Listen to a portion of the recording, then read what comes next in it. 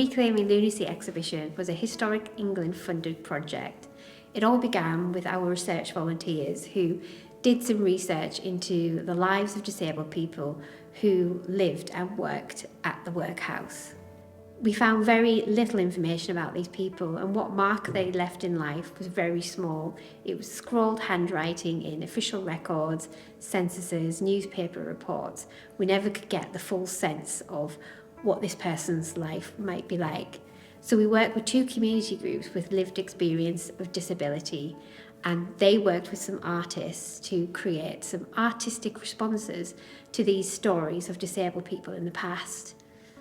The artwork they created was very vibrant and loud and big and bold, and the idea was they wanted to give these people a marker in life and a mark in the workhouse that perhaps they haven't had in the past. So my own contribution were the labels, which shows the evolution of the language used for mental illness from those days up until now, and how labels can define a person, and not only define a person, but trap a person in a certain kind of behaviour.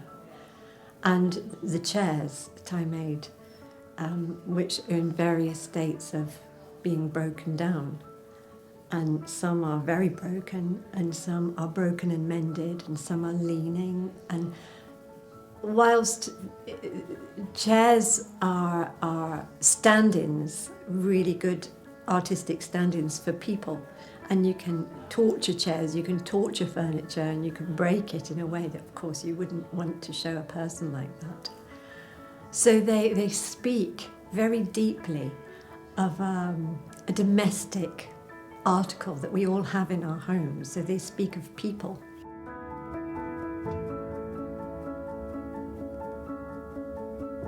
I found the whole thing really fascinating, and it made me want to deep dive into some of the people that were here, and I want to actually look at it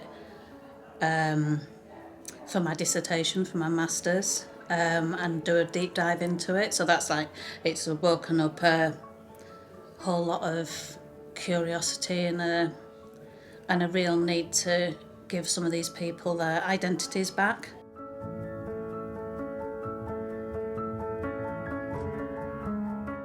I am dyspraxic and I'm autistic and probably ADHD as well, so I don't have the coordination to do fine work.